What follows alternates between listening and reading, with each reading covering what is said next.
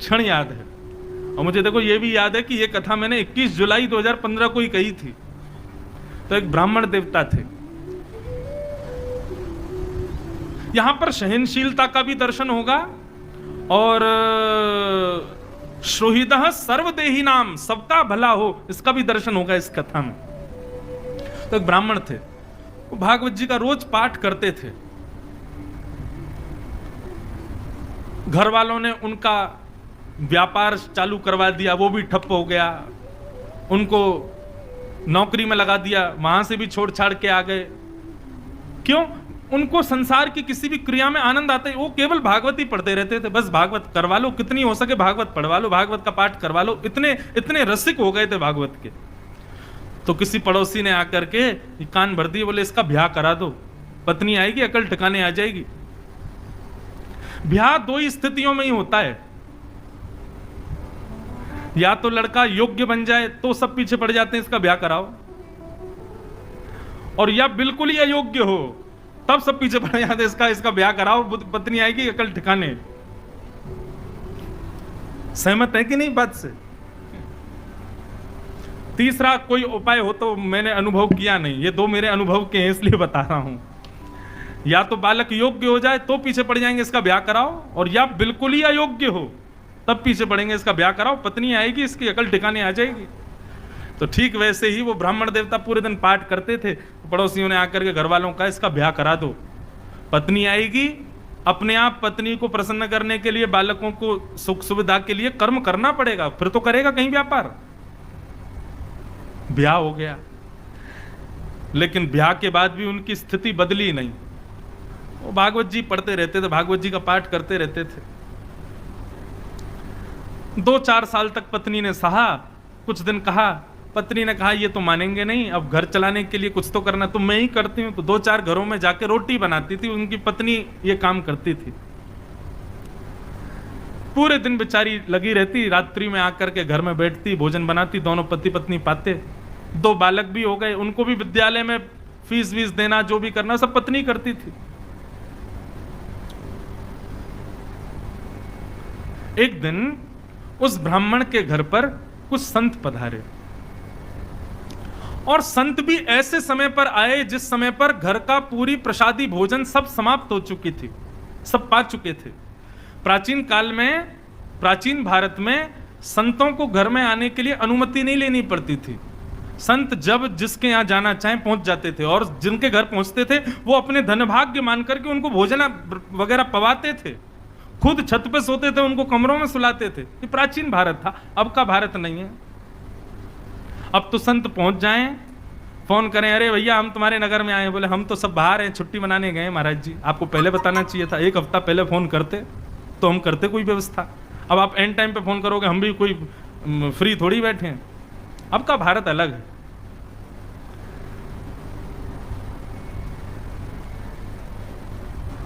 संत आ गए, और संत आकर के सीधे आसन पर बैठ गए, बोले बिटिया लाओ कुछ प्रसादी पवाओ। अब प्रसादी तो कुछ थी नहीं, और कभी रसोई में जाए, कभी कहीं जाए, कभी कुछ करे, कभी कुछ करे, कोई योग्य कुछ भी साधन नहीं मिला।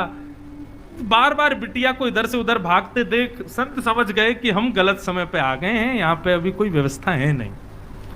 संत उठ गए, उठ करके बोले बिटिया महादेव की इच्छा होगी तो फिर कभी आएंगे, हाँ अभी चलते हैं। और प्रणाम करके सब चले गए। ब्राह्मण की पत्नी बहुत निराश हो गई। क्यों? बोले आज तक मैं सह रही थी अपने पति के सब भावों को, ये कुछ नहीं करते, मैं सब जानती हूं, भागवत जी का पाठ ही इनका सर्वस्व है, मैं सब जानती हूं, लेकिन आज महात्मा हमारे घर आए और हम उनको कुछ पवा ना सके, ऐसी स्थिति तो मुझे स्वीकार नहीं थी।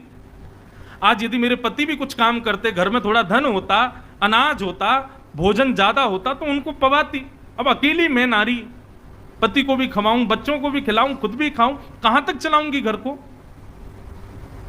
पूरे दिन बस भागवत जी पढ़ते रहते हैं, कुछ करते धरते हैं नहीं।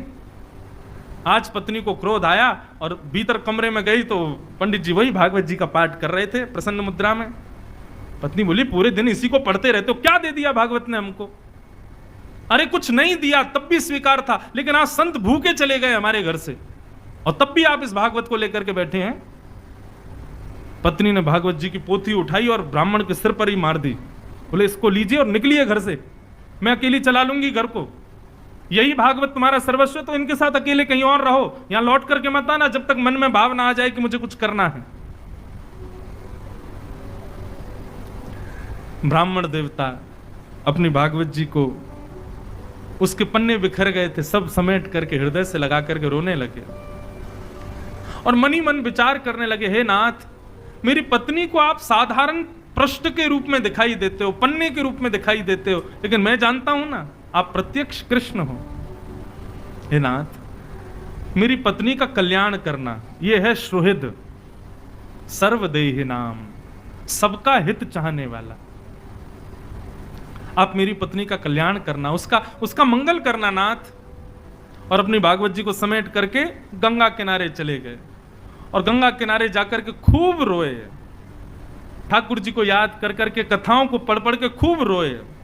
बोले मुझे इस बात का दुख नहीं कि पत्नी मुझ पर चिल्लाई, पत्नी ने मुझे गलत कहा, लेकिन मुझे इस बात का कष्ट है कि मेरी प्राण प्यारी भागवत जी को उसने इस प्रकार निरादर किया। ये साक्षात कृष्ण है। कोई बात नहीं ठाकुर जी, उसको सद्बुद्धि देना, उसका कल्याण करना। इतनी सहनशीलता, इतना समत्व और इतनी सुहृदता को देख करके ठाकुर जी रह नहीं पाए और भगवान नन्हे से बालक बन करके काशी में प्रकट हो गए। ऊंची धोती पहनी, सिर पर स्वाफा बांधा, स्वाफा बांध करके एक टोकरी को अपने सिर पर धारण करके ठाकुर जी बनारस की गलियों में घूम रहे हैं और घूमते घूमते उस ब्राह्मण के घर पहुंच गए। गेट खटखटाया, ब्राह्मणी ने गेट खोला। नन्हा सा बालक, बड़ा प्यारा सा, सिर पर टोकरी लेकर के आया है। ठाकुर जी भीतर प्रवेश कर, ब्राह्मणी बोली कहां चले आ रहे हो, कौन हो भैया, क्या कहां से आए हो और ये सब क्या टोकरी में? ठाकुर जी कुछ नहीं बोले, मौन, मुस्कुरा रहे हैं बस।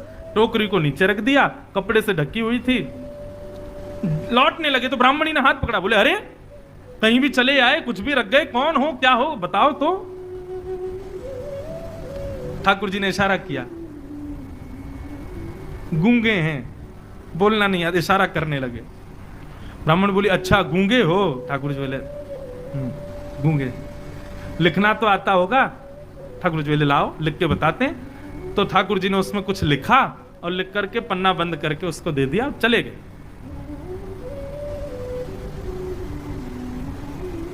ठाकुर जी ने क्या लिखा था कि आपके पति, जो भी उनका नाम, वे मेरे यहां मजदूरी करते हैं और आज से नहीं, बचपन से मेरी मजदूरी कर रहे हैं, लेकिन आज तक उन्होंने अपना वेतन मुझसे नहीं लिया है। आज तक उन्होंने अपना जो उनकी मजदूरी होनी चाहिए वो उन्होंने मुझसे ली नहीं है। लेकिन आज मुझे किसी ने आकर के बताया कि उनको धन की बहुत आवश्यकता है, तो बचपन से लेकर आज तक उनकी जो मजदूरी थी वो मजदूरी में देने आया हूं। और ऐसा लिख करके और ठाकुर जी वहां से चले गए। बोले मजदूरी? जैसे ही कपड़ा हटाया तो उस डलिया में सोने, चांदी, हीरे, जवाहरात, सबसे भरी हुई लबालब वो डलिया, ऐसी ऐसी मणियां, जो मणियां विश्व में देखने को नहीं मिलती, वो सब उसमें रखी थी। पत्नी मन में सोचने लगी, अरे मैं तो बेवजह गुस्सा हो रही थी, मेरे पति तो छुपा रुस्तम हैं, छुप छुप करके कहीं जाकर के मजदूरी करते थे, मुझे बताया भी नहीं। हो सकता है मैं घरों में रोटी बनाने जाती होंगी, उस समय चले जाते होंगे, और बताओ देखो मुझे बताया नहीं। आज इतना धन, अरे हम तो करोड़पति हो गए, हम तो खरबपति हो गए, मैंने भी बेवजह अपने पति पर गुस्सा किया। बालकों को भेज दिया, जाओ पिताजी जहां मिले उनको बुला लाओ। बालक गए तो पिताजी गंगा के किनारे बैठे रो रहे थे। पिताजी पिताजी, माँ ने आपको घर बुलाया है, चलो।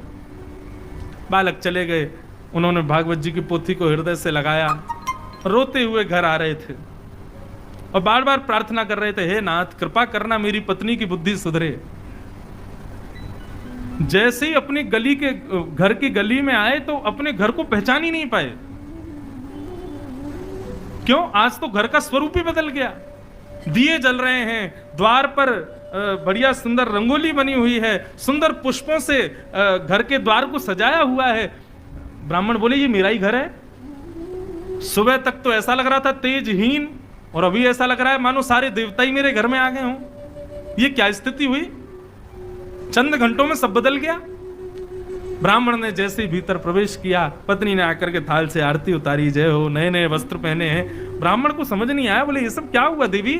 सुबह तो तुम बड़ी नाराज थी, हैं? सुबह तो हमारी पोती हमारे सिर पे मार दी, भगा दिया घर से, अब हमारी आरती उतार रही हो, सब क्या हुआ?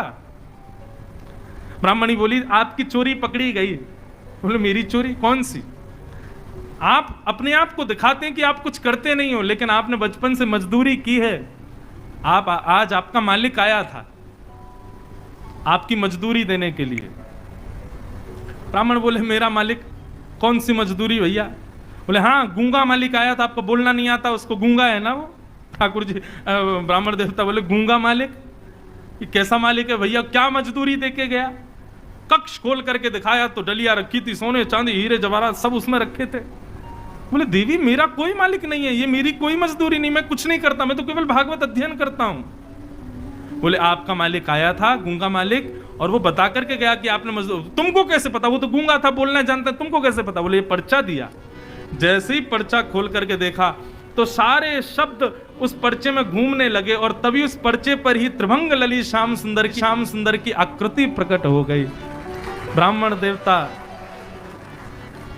रोने लगे और रो करके अपनी पत्नी के चरणों में प्रणाम किया और कहा हे देवी, ये कोई सामान्य व्यक्ति नहीं थे, सामान्य मालिक नहीं थे, पूरे विश्व के जगत नियंता, जगदाधार, जगदीश्वर थे। मैंने बचपन से आज तक भागवत का पाठ कभी अपने सुख के लिए नहीं किया, केवल उनके लिए किया। इसीलिए जगत मजूरी देते हैं, क्यों राखे भगवान। जग को सब मजदूरी देते हैं, मेरी मजदूरी देने आज श्याम सुंदर आए थे।